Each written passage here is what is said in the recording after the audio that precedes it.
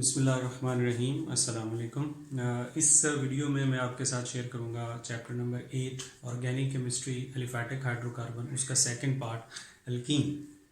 Again ये lecture engineering और जो एनटीएस वगैरह है उसके टेस्ट के लिए होगा, तो इसलिए हम इस लेक्चर को इस तरह से डिस्कस करेंगे कि आप इनमें से मैक्सिमम जो एमसीक्यूज़ हैं इस टॉपिक में से वो एक्सट्रैक्ट कर सकें। इस तरह से आप इसको अंडरस्टैंड करें। तो ये हमारा टॉपिक है इस लेक्चर में अल्कीन्स। अल्कीन्स में ये थोड़ी सी बातें जो मैंने यहाँ पे लिखी हुई हैं ये हम सबको पता होती हैं, लेकिन जस्ट रिमाइंड करवाने के लिए, alkenes are unsaturated hydrocarbons containing double bond. एक बात, अल्कीन्स में जो डबल बॉन्डेड कार्बन्स होती हैं वो sp2 हाइब्रिडाइज्ड होती हैं। तो sp2 हाइब्रिडाइज्ड कार्बन हो तो ज्योमेट्री ट्राइगोनल प्लेनर होती है, लेकिन ये पूरे मॉलिक्यूल के लिए नहीं होता। ये सिर्फ वो वाली कार्बन एटम्स हैं जो sp2 हाइब्रिडाइज्ड हैं, जो डबल बॉन्डेड हैं। अगर किसी मॉलिक्यूल में सिर्फ 2 कार्बन डबल बॉन्डेड हैं लेकिन बाकी सिंगल बॉन्डेड कार्बन्स भी मौजूद हैं, तो सारी की सारी कार्बन sp2 हाइब्रिडाइज्ड नहीं होंगी, सारी की सारी कार्बन ट्राइगोनल प्लेनर नहीं होंगी। फॉर एग्जाम्पल, अगर मैं आपसे सिंपल सी बात कहूँ कि प्रोपीन में कौन सी हाइब्रिडाइजेशन है, तो डेफिनेटली sp2 भी है और sp3 भी है, क्योंकि उसमें sp3 कार्बन भी मौजूद है। तो डबल बॉन्डेड कार्बन के लिए हाइब्रिडाइजेशन sp2 होती है। They are also called olefins because of oil forming property. Their general formula is CnH2n।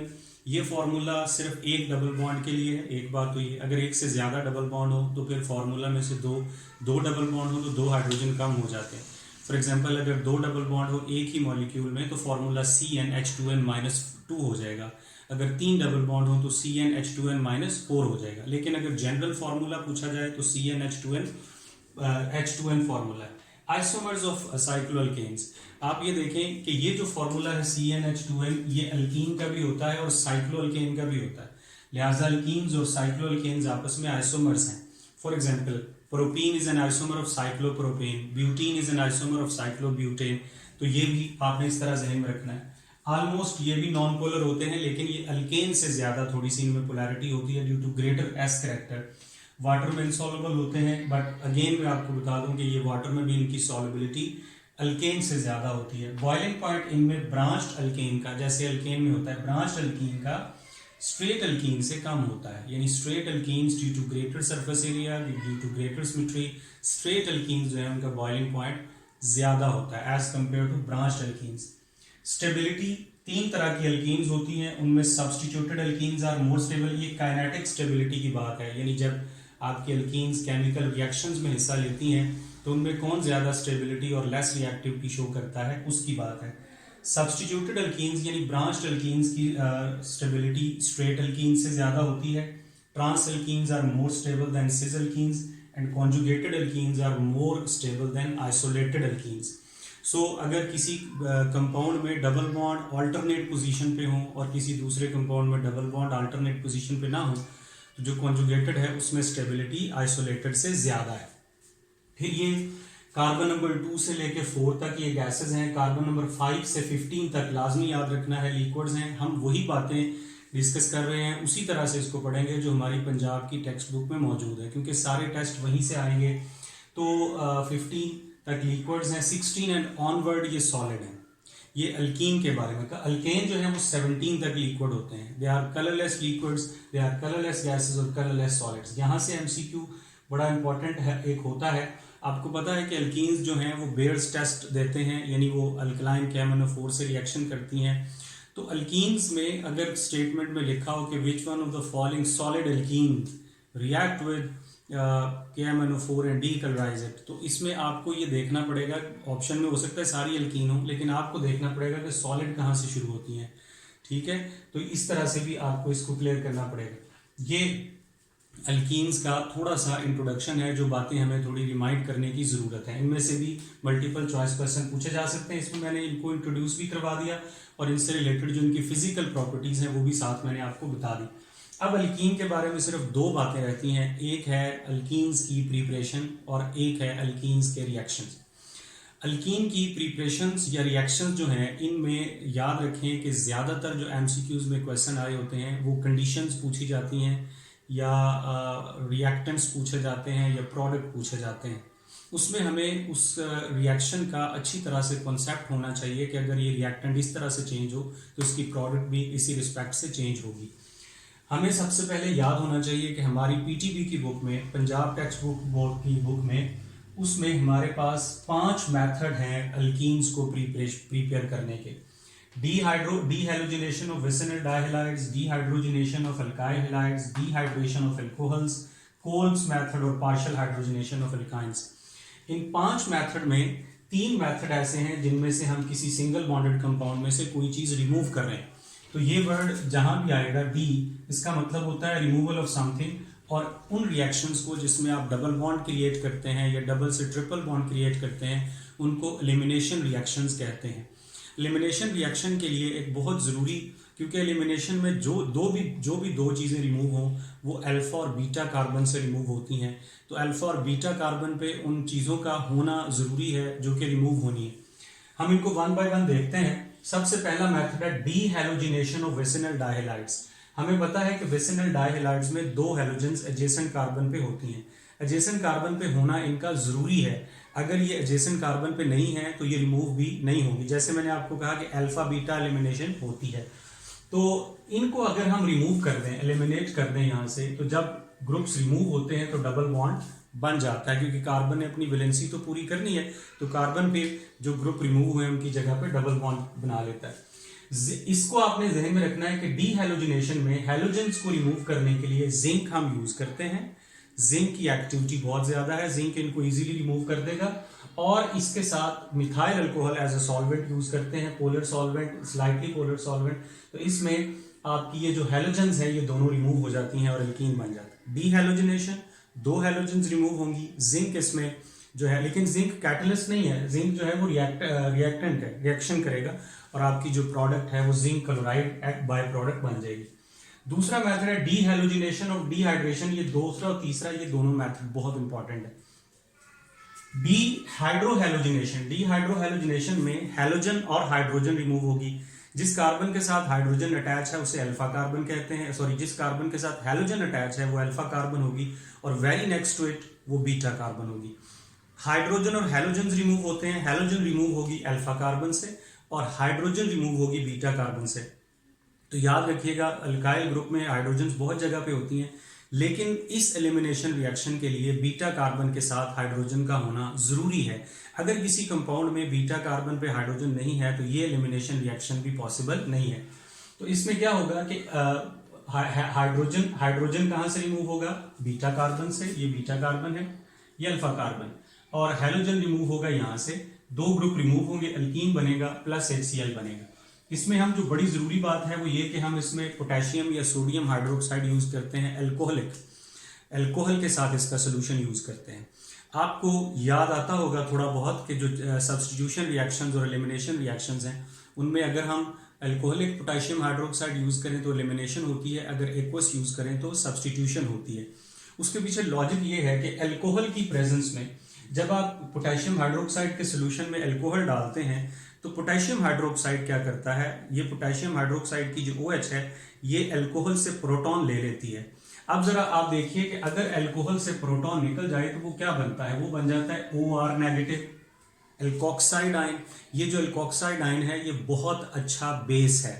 आप जरा याद कीजिए ऑर्गेनिक केमिस्ट्री में कार्बोक्सिलिक एसिड की एसिडिटी, फिर उसके बाद कार्बोक्सिलिक एसिड के बाद फिनोल, फिर वाटर, फिर अल्कोहल्स। अल्कोहल सबसे वीक एसिड्स हैं, तो जो वीक एसिड होता है उसका कॉन्जुगेट बेस बहुत स्ट्रॉन्ग बेस होता है। एल्कोक्साइड आयन जो है ये OH से स्ट्रॉन्ग बेस हैं। तो आपका अगर रिएक्शन में बेस अच्छा है तो वो एलिमिनेशन रिएक्शन को प्रेफर करेगा। इसी के निस्बत अगर एक्वस लिखा हो तो आप ये जो OH पोटेशियम हाइड्रोक्साइड का है ये वाटर से हाइड्रोजन निकालता है और सोल्यूशन के अंदर OH आयन प्रोड्यूस करता है। OH आयन जो है वो अच्छा बेस नहीं है, OH आयन अच्छा न्यूक्लियोफाइल है। So alkoxide ion is better nucleophile as compare to OH ion, इसलिए इसकी presence, sorry, alkoxide ion is better base as compare to OH ion, so इसकी प्रेजेंस में सब्स्टिट्यूशन नहीं होगी, एलिमिनेशन होगी। अच्छा, पोटेशियम हाइड्रोक्साइड के अलावा सोडियम हाइड्रोक्साइड भी हो सकता है, लेकिन अगर अल्कोहलिक अमोनिया लिखा है या अल्कोहलिक साइनाइड्स लिखे हैं, KCN वगैरह लिखा है तो फिर एलिमिनेशन नहीं होगी। अल्कोहलिक पोटेशियम और sodium hydroxide, alkyne plus water. इसी तरह का एक रिएक्शन है डिहाइड्रेशन, इसमें हाइड्रोजन और OH यानी वाटर रिमूव होता है, अल्फा कार्बन से OH रिमूव होगी, बीटा कार्बन से हाइड्रोजन रिमूव होगी, बीटा कार्बन का होना इसमें भी जरूरी है।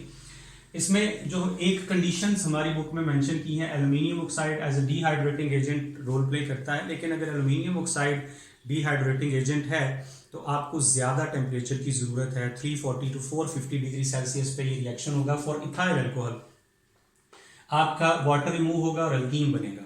ये तो हो गया एल्यूमिनियम ऑक्साइड के साथ। और इसमें आपको एमसीक्यूज के लिए ये याद रखना है कि यहाँ पे हमारी बुक में 4 डिहाइड्रेटिंग एजेंट्स दिए हुए हैं, वो याद रखने हैं। P2O5 या P4O10 ये डिहाइड्रेटिंग एजेंट यूज हो सकता है, एल्यूमिनियम हाइड्रोक्साइड प्लस हीट ये डिहाइड्रेटिंग एजेंट यूज हो सकता है, H3PO4 या H2SO4 ये दोनों कॉन्सेंट्रेटेड एसिड होने चाहिए, ये डिहाइड्रेटिंग एजेंट्स हैं। तो एक क्वेश्चन यहां से बन सकता है कि आपको 3 इनमें से ऑप्शंस हो, 4 कोई और हो, 4th कोई और कहा जाए, which one of the following is not a dehydrating agent for alcohol.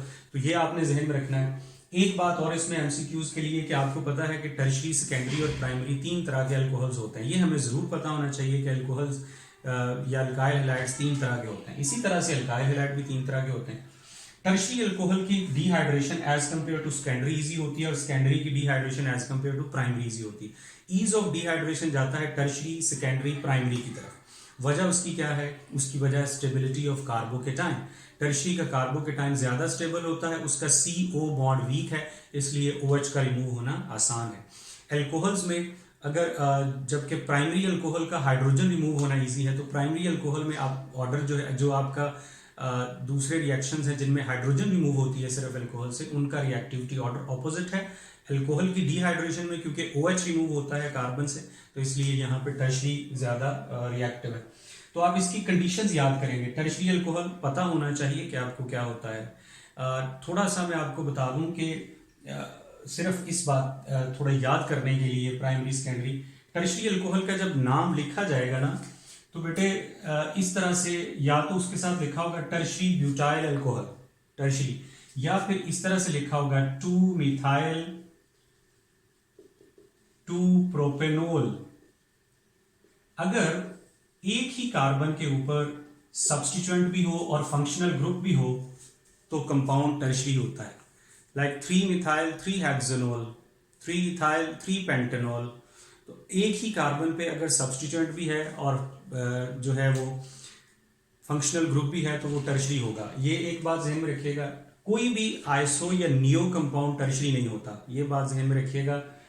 Iso compound में सिर्फ एक आइसो ऐसा है जो सेकेंडरी है, बाकी तमाम आइसो प्राइमरी होते हैं। आइसो प्रोपाइल अल्कोहल सेकेंडरी है, बाकी आइसो ब्यूटाइल, आइसो पेंटाइल ये सारे प्राइमरी अल्कोहल्स हैं। सिर्फ आइसो प्रोपाइल, इसी तरह से आइसो प्रोपाइल हैलाइड सिर्फ सेकेंडरी होता है। नियो जो है वो तमाम नियो प्राइमरी अल्कोहल्स होते हैं। तो ये बातें हमें पता होनी चाहिए। तो टर्शरी, सेकेंडरी इनका डिहाइड्रेशन, एक तो ट्रेंड याद करना है, दूसरा इनकी कंडीशंस जो बुक में है। टर्शरी अल्कोहल की डिहाइड्रेशन के लिए 20% H2SO4 85 degree Celsius temperature, secondary के लिए 60% H2SO4 100 degree Celsius temperature, primary के लिए 75% H2SO4 और 140 to 170 टेम्परेचर। आप देखेंगे जो जो आप टर्शरी, सेकेंडरी, प्राइमरी की तरफ जा रहे हैं तो कंडीशंस वर्स होती जा रही हैं। इसका मतलब है कि dehydration becomes difficult as we go from tertiary to primary. तो ये सारी बातें इसमें से जहन में रखेंगे। ये था डिहाइड्रेशन ऑफ अल्कोहल। अब इसमें अगला जो मेथड है प्रिपरेशन का वो है, जैसे मैंने लिखा है, ये कोल्ब्स इलेक्ट्रोलाइटिक मेथड। जी, हमें पहले क्लियर होना चाहिए कौन सा मेथड है, उस मेथड में क्या होता है, क्या उसमें कंडीशंस हैं क्वेश्चन को सॉल्व करने की। तो बेटे देखिए, 4th 1 प्रिपरेशन का मेथड, कोल्ब्स इलेक्ट्रोलाइटिक मेथड।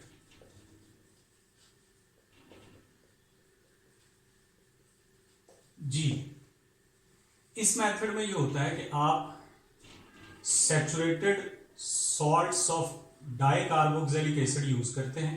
हमारी बुक में जो एग्जांपल है वो ये है। सॉल्ट यहाँ पे सोडियम या पोटेशियम का हो सकता है और यहाँ पे 2 फंक्शनल ग्रुप होने चाहिए। इस जगह पे डबल बॉन्ड नहीं होना चाहिए, सैचुरेटेड कंपाउंड होना चाहिए, सॉल्ट होना चाहिए। जो मैंने आपके सामने लिखा, इसका नाम ये सक्सेनिक एसिड का सॉल्ट है और ये सोडियम सक्सिनेट इसको कहलाते हैं, डाई सोडियम सक्सिनेट। दो फंक्शनल ग्रुप होने चाहिए अल्कीन की प्रिपरेशन के लिए। आप इस सॉल्ट का सॉल्यूशन बनाएंगे और फिर उसमें से इलेक्ट्रिसिटी पास करेंगे, एनोड और कैथोड पे ऑक्सीडेशन और रिडक्शन होगी। चार चीजें इसमें बनेगी जैसे अल्कीन में बनती हैं, अल्केन में सॉरी बनती हैं। कार्बन डाइऑक्साइड के 2 मॉलिक्यूल, इथीन का 1 मॉलिक्यूल, हाइड्रोजन के 2 मॉलिक्यूल और हाइड्रोजन और NaOH, 2 NaOH। अगेन ये जो हाइड्रोजन और 2 NaOH हैं ये कैथोड पे बनते हैं और ये जो कार्बन डाइऑक्साइड और इथीन है ये एनोड पे बनते हैं। इस मेथड में हमें याद रखना है कि एनोड पे ऑक्सीडेशन होती है इस सॉल्ट के नेगेटिव आयन की, इथीन और कार्बन डाइऑक्साइड बनते हैं। कैथोड पे रिडक्शन होती है, हाइड्रोजन और NaOH बनते हैं। ठीक है, NaOH का हाइड्रोक्साइड, सोडियम हाइड्रोक्साइड वाटर के साथ रिएक्शन होता है OH का और सोडियम पॉजिटिव आयंस का और फिर रिडक्शन होती है और NaOH और हाइड्रोजन बनते हैं। तो यही हमें सिर्फ इसमें से याद रखना है और ये कि ये डाइकार्बोक्सिलिक, इसमें भी सिमेट्रिकल अल्कीन बनेंगे, अनसिमेट्रिकल अल्कीन इसमें भी नहीं बनेंगे लाइक अल्केन। पांचवा जो मेथड है वो पार्शियल हाइड्रोजिनेशन, इसको रिडक्शन भी कहेंगे क्योंकि addition of hydrogen is also called reduction. तो partial hydrogenation of alkynes, partial hydrogenation of alkynes, इसमें डियर ये होगा कि आप अल्काइन लिखेंगे। ये रिएक्शन भी एक सेंस में बड़ा इंपॉर्टेंट है। आप यहाँ पे कम से कम 4 कार्बन लिखेंगे, हाइड्रोजन इसमें ऐड करें। अगर मैं यहाँ पे निकल कैटलिस्ट लिखता हूँ क्योंकि हाइड्रोजनेशन में हमें आमतौर पे निकल, प्लेटिनम या प्लेडियम याद होते हैं। अगर निकल लिखूं तो ये रिएक्शन अल्कीन नहीं बनाएगा, अल्केन बनाएगा क्योंकि अल्कीन की रिएक्टिविटी अल्केन से भी ज्यादा होती है, तो अल्कीन पे ये रिएक्शन स्टॉप नहीं होगा। तो मुझे इसको अल्कीन पे स्टॉप करना है। इसके लिए 2 कैटलिस्ट यूज होते हैं, इनके नाम बहुत इंपॉर्टेंट है। PDBaSO4 जिसको लिंडलर्स कैटलिस्ट कहते हैं, लिंडलर्स कैटलिस्ट नाम याद रखिएगा। इसके साथ हम इसकी एक कैटालिटिक पॉइजन यूज करते हैं क्यूनोलीन। क्यूनोलीन ये कैटालिटिक पॉइजन है, ये इसकी एक्टिविटी को कम करती है ताकि ये रिएक्शन अल्कीन पे स्टॉप हो सके। अगर आप ये वाला कैटलिस्ट यूज करते हैं तो आपकी जो प्रोडक्ट है ये कैटलिस्ट उस अल्काइन को अल्कीन में चेंज करेगा और अल्कीन सिस अल्कीन होगी। So Lindlar's catalyst convert alkyne into cis alkene. लेकिन अगर यही अल्काइन इसी तरह से हाइड्रोजन ऐड करें और आप ये वाले कंडीशंस यूज करें, सोडियम एंड लिक्विड अमोनिया, तो ये जो लिक्विड अमोनिया के साथ -33 डिग्री सेल्सियस बुक में टेम्परेचर है क्योंकि उस टेम्परेचर पर अमोनिया लिक्विड में कन्वर्ट होता है। तो फिर आप अपनी अल्कीन को ट्रांस अल्कीन में भी कन्वर्ट कर सकते हैं। सो आप ट्रांस या सिर्फ कोई सा आइसोमर भी बना सकते हैं कंडीशंस को चेंज करके। इन रिएक्शंस को स्टीरियो सेलेक्टिव रिएक्शंस कहते हैं जिनमें आप एक खास किस्म का आइसोमर ज्यादा बना सकते हैं। तो ये इसके 5 मेथड है। 5 मेथड ज़हन में रखिए कौन कौन से होते हैं, कौन सा रिएक्टेंट है, कौन सी प्रोडक्ट बनती है, कौन सी कंडीशंस हैं, तो आप इसमें से आने वाले तमाम एमसीक्यूज इजीली सॉल्व कर लेंगे। इसके बाद डियर इसकी प्रिपरेशंस खत्म हो गई। अब इसके रिएक्शंस हैं। इसके रिएक्शंस में 3 तरह के रिएक्शन हमारी बुक में मौजूद हैं। 3 तरह के रिएक्शंस हमारी बुक में मौजूद हैं। उन रिएक्शंस को हम 3 हिस्सों में डिवाइड करेंगे। पहला है एडिशन रिएक्शंस, दूसरे हैं ऑक्सीडेशन रिएक्शंस और थर्ड एक रिएक्शन दिया हुआ है जो कि पॉलीमराइजेशन रिएक्शन। ठीक है जी, ये रिएक्शन। सबसे पहले मैं एडिशन रिएक्शंस आपके सामने परफॉर्म करूंगा, आपको बताऊंगा कि एडिशन रिएक्शंस जो हैं ये किस तरह से होते हैं। एडिशन रिएक्शन में जिसके साथ भी रिएक्शन होगा, जिस रिएजेंट के साथ भी वो ऐड होगा, अल्कीन हो, अल्काइन हो या बेंजीन हो, इनमें जो एडिशन रिएक्शंस होते हैं, इन एडिशन रिएक्शंस को इलेक्ट्रोफिलिक एडिशन रिएक्शंस कहा जाता है। और इनमें जो अल्कीन है जिसके साथ आप रिएक्शन करवाते हैं, फॉर एग्जांपल ये मैंने प्रोपीन लिख रहा हूं जी, CH2CH CH3, इसके साथ मैं रिएक्शन करवाऊंगा तो इसमें प्रोपीन जो है ये एज अ न्यूक्लियोफाइल एक्ट करता है। अल्कीन जो है वो न्यूक्लियोफाइल होते हैं, जिसके साथ रिएक्शन होता है वो इलेक्ट्रोफाइल होता है। तो फर्स्ट स्टेप जो भी होगा इनका, इलेक्ट्रोफिलिक एडिशन होगा। इलेक्ट्रोफिलिक एडिशन इन रिएक्शंस को कहते हैं, जबकि जो एडिशन कार्बोनाइल कंपाउंड्स में होती है उसको न्यूक्लियोफिलिक एडिशन कहते हैं। एल्कीन, एल्केन या अल्काइन में जो एडिशन है वो इलेक्ट्रोफिलिक एडिशन है, जो एल्डिहाइड और कीटोन में है वो न्यूक्लियोफिलिक एडिशन है। इसी तरह जो ग्रिग्नार्ड रीजन में है, जो कार्बोक्सिलिक एसिड में अगर है कोई, तो इसके 5 रिएक्शन एडिशन रिएक्शन है। पहले हमें ये याद रखना है कि 5 रिएक्शन है। प्रोपीन मैंने एज एन एग्जांपल लिया। पहला रिएक्शन है इसका जी, हाइड्रोजन के साथ निकल की प्रेजेंस में, इस निकल को रैने निकल कहते हैं। प्लेडियम या प्लैटिनम भी यूज हो सकता है। निकल के साथ अगर हो तो टेम्परेचर आपको तकरीबन 250 डिग्री सेल्सियस तक रखना पड़ता है। तो इसको वेजिटेबल ऑयल को वेजिटेबल घी में कन्वर्ट करने का भी यही मेथड है। अल्केन में भी हमने इसको डिस्कस किया। इसमें आपकी जो अल्कीन है वो चेंज हो जाएगी अल्केन में। रिडक्शन भी कहलाता है, एडिशन ऑफ हाइड्रोजन भी कहलाता है, हाइड्रोजिनेशन भी कहलाता है। अल्केन आपकी प्रोडक्ट बनती है, निकल आपका कैटलिस्ट है। दूसरा इसका रिएक्शन जो बड़ा इंपॉर्टेंट है वो है हैलोजेंस के साथ। मैं ब्रोमीन के साथ लिखता हूं। इसमें एक चीज जो यूज होती है वो सॉल्वेंट यूज होता है CCl4, ब्रोमीन वाटर टेस्ट भी से कहते हैं अगर ब्रोमीन के साथ करें। रेडिश ब्राउन कलर का लिक्विड है, अल्कीन या अल्काइन के साथ रिएक्शन करता है और ये डिस्चार्ज हो जाता है। So this reagent is also used to distinguish between an alkene and alkane. Unsaturated and saturated hydrocarbon को KMnO4 बेयर्स रीजेंट और ब्रोमीन वाटर टेस्ट जो है ये यूज होते हैं अनसैचुरेटेड और सैचुरेटेड को डिस्टिंग्विश करने में। अब ये रिएक्शन 2 स्टेप में होता है। सबसे पहले स्टेप में आपकी प्रोडक्ट ये बनती है Br positive plus Br negative, यानी हेट्रोलिटिक फिजन होती है इस मॉलिक्यूल की। ये पाई इलेक्ट्रॉन इस पर रिएक्शन करते हैं, इसके इलेक्ट्रॉन्स को पुश करते हैं, एक ब्रोमीन को साथ अटैच कर लेते, तो पहले ये ब्रोमोनियम आयन बनता है, ब्रोमोनियम आयन, ठीक है। यहां से आगे फिर ये रिएक्शन इस तरह से होगा और अगले स्टेप में ये मॉलिक्यूल ब्रेक होके एडिशन हो जाएगी फाइनल। अगर इस रिएक्शन का सेकंड स्टेप पूछा जाए तो ये न्यूक्लियोफिलिक एडिशन है। इसका पहला स्टेप इलेक्ट्रोफिलिक है, लेकिन इसका ओवरऑल पूछा जाए तो भी आप इलेक्ट्रोफिलिक एडिशन कहेंगे। लेकिन इसका जो दूसरा स्टेप है अगर सिर्फ उसके बारे में पूछा जाए तो वो न्यूक्लियोफिलिक एडिशन है। और इसमें ये वाला आयन जो है, इस इंटरमीडिएट को याद रखना है, इसका नाम याद रखना है, ठीक है। ये यहाँ पे इलेक्ट्रोफाइल है ये। अच्छा, फिर इसके ये 2 रिएक्शन है जहां पे मार्कोनिकोव रूल अप्लाई नहीं होता। इससे आगे वाले रिएक्शंस पे मार्कोनिकोव रूल अप्लाई होता है, ठीक है जी। ये हम देखते हैं कि क्या होता है। तो तीसरा इसका रिएक्शन है हैलोजन एसिड के साथ, HCl, HBr, HI, HF। सबसे ज्यादा रिएक्टिव कौन है इसमें? HI, फिर उसके बाद HBr, फिर उसके बाद HCl, फिर उसके बाद HF। HF जो है इसीलिए हम ज्यादातर कंपाउंड्स में देखते हैं कि नहीं लिखा होता। तो HX के साथ रिएक्शन है। ये जो मैंने अल्कीन लिखा इसीलिए लिखा क्योंकि ये अनसिमेट्रिकल है। अनसिमेट्रिकल अल्कीन रिमाइंड करें कि क्या होते हैं, जिनमें डबल बॉन्डेड कार्बन के साथ हाइड्रोजन डिफरेंट होते हैं। अनसिमेट्रिकल अल्कीन, अनसिमेट्रिकल रीजन जिसके साथ इलेक्ट्रोनेगेटिविटी डिफरेंस होता है, पोलैरिटी होती है। यहाँ पे पोलैरिटी नहीं थी इसलिए ये symmetrical regions.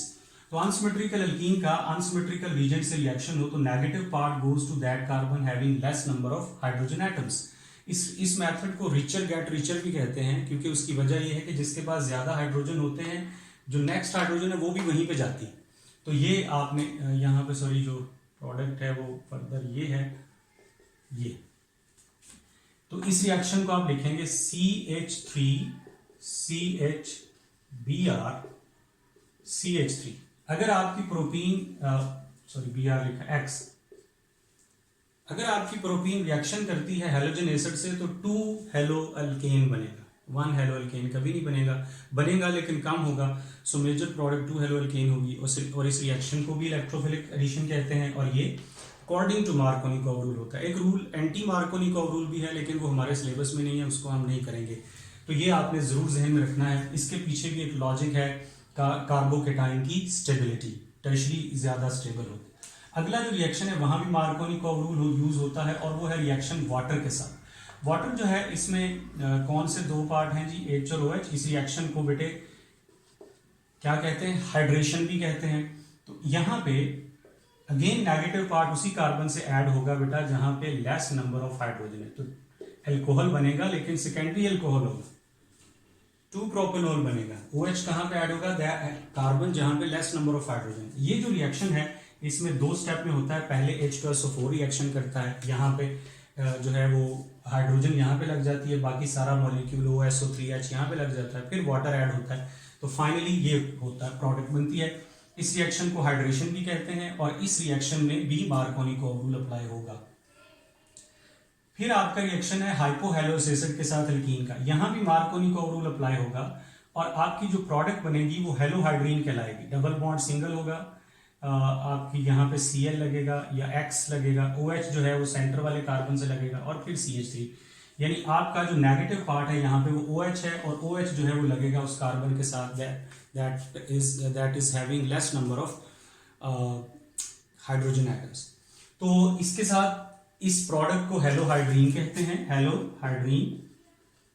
Markovnikov curve rule यहाँ भी अप्लाई होगा, यहाँ नेगेटिव पार्ट जो है वो OH होगा और पॉजिटिव पार्ट जो है वो आपकी हेलोजन होगी। इन तमाम रिएक्शंस में आप देखें कि double bonded compound single bond में कन्वर्ट होते हैं। 2 रिएक्शंस जो हैं वो मार्कोनी कर्व रूल के बगैर हैं। अगर आपकी एल्कीन यहाँ पे सिमेट्रिकल हो तो फिर मार्कोनी कर्व रूल इनमें भी अप्लाई नहीं होगा। अगर इथीन हो या 2 ब्यूटीन हो तो फिर यहाँ पे भी मार्कोनी कर्व रूल अप्लाई नहीं होगा। तो इसमें क्या है, कंडीशंस हैं, ये रिएक्शन इंपॉर्टेंट है। टेस्ट कौन सा होता है, मार्कोनी कर्व रूल अप्लाई होगा या नहीं होगा। अल्कीन और रीजेंट दोनों का अनसिमेट्रिकल होना जरूरी है, अगर उनमें से एक भी सिमेट्रिकल है तो मार्कोनी कर्व रूल अप्लाई नहीं होगा। ये थे आपके एडिशन रिएक्शंस ऑफ एल्कीन।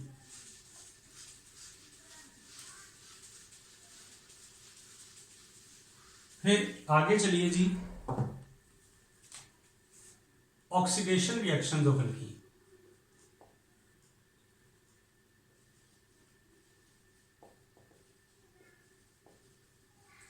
हमारी बुक में एडिशन रिएक्शन जो एल्कीन के हैं वो 4 दिए गए हैं, ठीक है। तो मैं उन रिएक्शंस को इथीन के साथ लिखूंगा, सिंपल एल्कीन के साथ। पहला रिएक्शन जो है वो बेटे ऑक्सीजन के साथ है, जिसको कंबस्टन कहते हैं। ये हम सबको याद होता है कि कंबस्टन में कार्बन डाइऑक्साइड और वाटर और हीट ये चीजें बनती है, चाहे किसी भी ऑर्गेनिक कंपाउंड की कंबस्टन। जस्ट इस इक्वेशन को बैलेंस करना होता है ऑक्सीजन के लिए।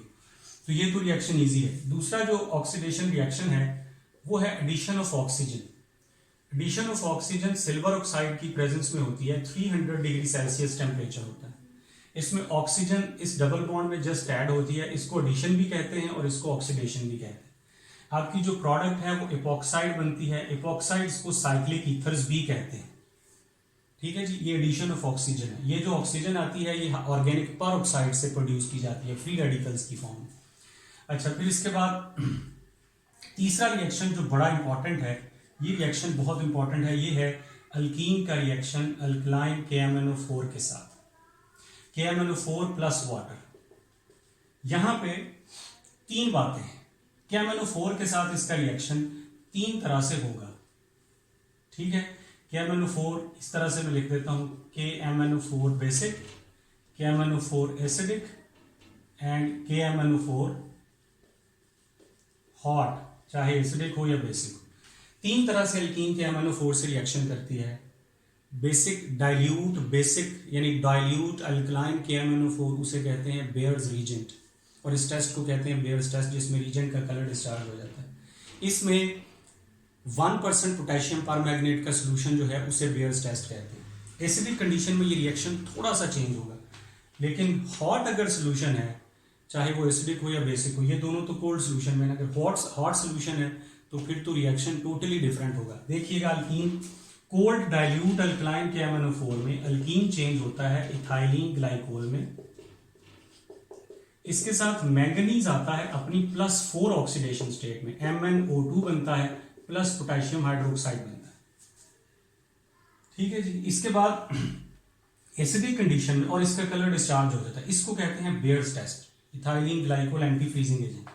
एसिडिक सोल्यूशन में इथाइलिन ग्लाइकोल ही बनेगा कोल्ड कंडीशन में, लेकिन मैंगनीज जो है वो अपनी +2 ऑक्सीडेशन स्टेट में चला जाता है। मीन अगर आपके पास यहाँ पे H2SO4 एसिड है तो ये MnSO4 होगा, अगर HCl है तो MnCl2 होगा।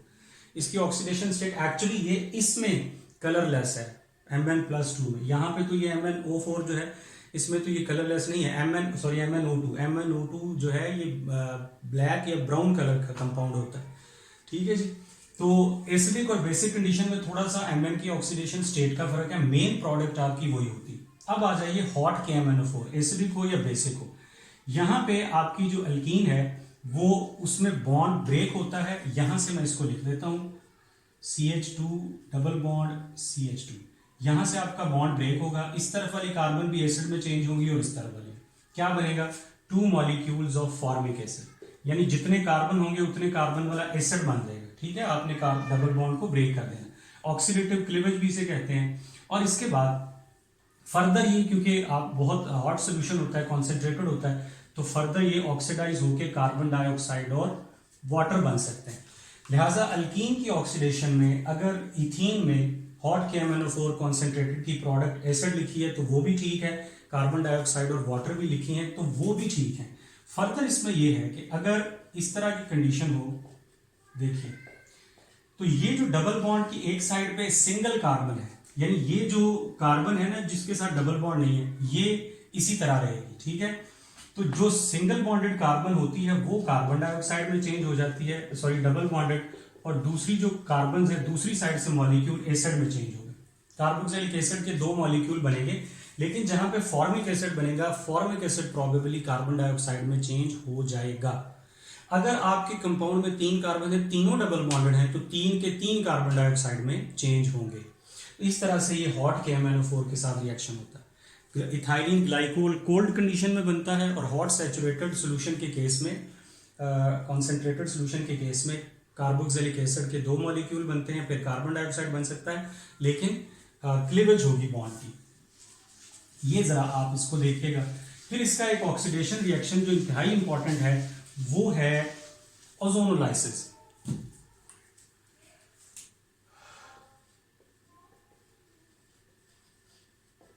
जी बेटे, ओजोनोलाइसिस में क्या होता है कि आप कोई भी अल्कीन लिखें, फर्ज कीजिए कि ये मैंने लिखा, आपको मैं कहता हूं कि प्रोपीन लिखें। करना आपने ये है कि आपने डबल बॉन्ड को ओपन करके लिखना है, स्ट्रक्चरल फॉर्मूला इसका ओपन करके लिखेंगे तो प्रोपीन में 3 कार्बन होंगे, ये वाली कार्बन इधर लगा दें तब भी कोई फर्क नहीं पड़ता, 3 कार्बन होंगे बाकी हाइड्रोजन होंगे, तो ये इस तरह से आपने लिखना है। अब जब आप इसकी ओजोनोलाइसिस करेंगे ओजोन के साथ, मैकेनिज्म की जरूरत नहीं है, पता है आपको कि मोलोजोनाइड बनता है, फिर ओजोनाइड बनता है। रीजेंट इसमें यूज होते हैं जिंक और वाटर, और ZnO जो है ये यहां से फिर फाइनली एलिमिनेट होता है।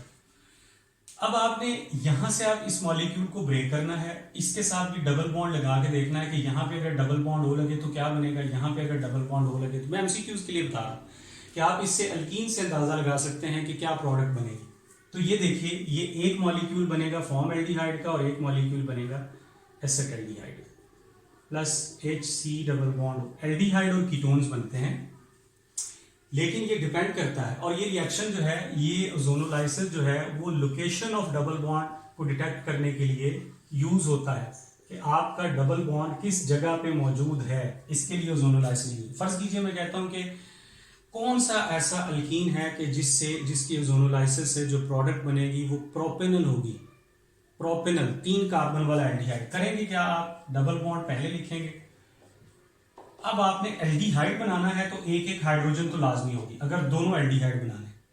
कौन सा एल्डिहाइड बनाना है, propanal, C2H5 C2H5, 2 carbon 3 carbon, 2 carbon 3 carbon, यहां से ब्रेक होगा ओजोनोलाइसिस में, और ये दोनों मॉलिक्यूल जो हैं वो प्रोपेनल के बनेंगे। अगर एक कीटोन बनाना है तो हाइड्रोजन नहीं होगी, यहां भी CH3 होगा। इस तरह से आप ओजोनोलाइसिस के रिएक्शन में आने वाले MCQs जो हैं वो परफॉर्म करेंगे। फाइनली हमारा जो इसमें लास्ट रिएक्शन है वो है पॉलीमराइजेशन।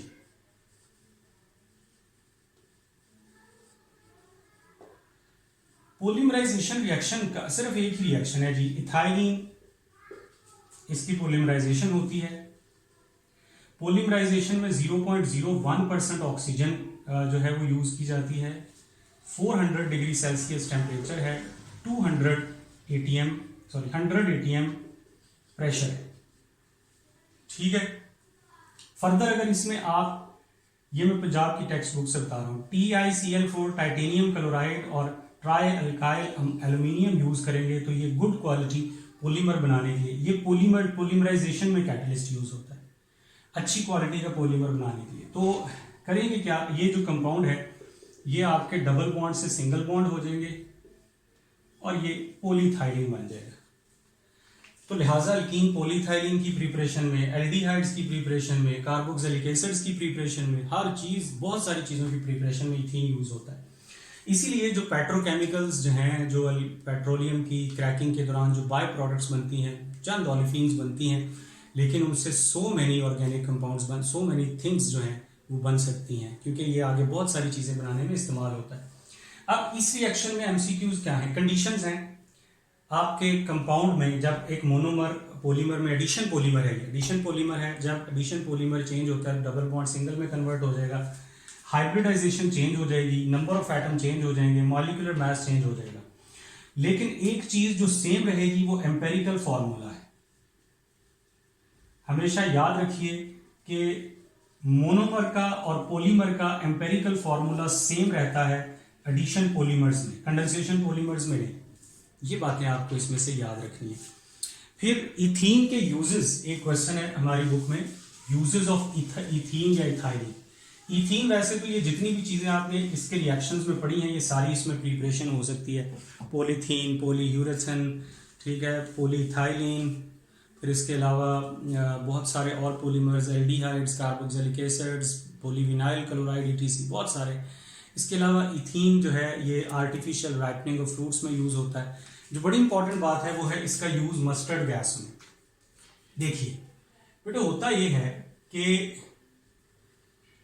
इथीन जो है ये डाइसल्फाइड से रिएक्शन करता है S2Cl2 से, SOCl2 नहीं, S2Cl2 से रिएक्शन होता है और ये आप एक गैस बनाते हैं जो कि हाई बॉइलिंग लिक्विड है एक्चुअली, जिसको कहते हैं डाइक्लोरो डाइइथाइल सल्फाइड, और इसका कॉमन नेम है मस्टर्ड गैस। अल्फा इसको 2,2 डाइक्लोरो डाइथाइल सल्फाइड भी कहते हैं, बीटा डाइक्लोरो डाइथाइल सल्फाइड भी कहते हैं, मस्टर्ड गैस की भी कहते हैं। ये वर्ल्ड वार 1 में यूज हुआ है। ये पावरफुल वेसिकेटिंग एजेंट है, यानी स्किन पे पड़ेगा तो छाले निकल आएंगे स्किन पे। दूसरा, ये हाई बॉइलिंग लिक्विड है, ठीक है। वर्ल्ड वॉर 1 में ये यूज हुआ है एज अ वेपन। तो इस तरह से हम इसके यूजेस जो हैं उनको भी एक नज़र आप पंजाब की टेक्स्ट बुक से देखेंगे, स्पेशली मस्टर्ड गैस। याद रखना होता है प्रिपरेशंस के 5 मेथड हैं, एडिशन के 5 रिएक्शन हैं, ऑक्सीडेशन के 4 रिएक्शन हैं, KMnO4 के साथ और ओजोनोलाइसिस का ज़्यादा ज़रूरी है।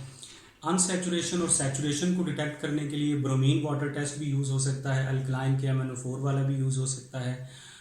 लेकिन ये जो दोनों टेस्ट हैं ये अल्कीन और अल्काइन को डिफ्रेंशिएट नहीं कर सकते। अल्कीन और अल्काइन को डिफ्रेंशिएट करने के लिए जो टेस्ट है वो एसिडिक नेचर ऑफ अल्काइन में मौजूद है। इसी तरह से इसकी जो पॉलीमराइजेशन है वो एक रिएक्शन है। पॉलीमर्स जब बनते हैं तो उसमें क्या क्या प्रॉपर्टीज़ होती हैं ये हमें जहन में रखनी होती है। इस तरह से आप इसके जो MCQs हैं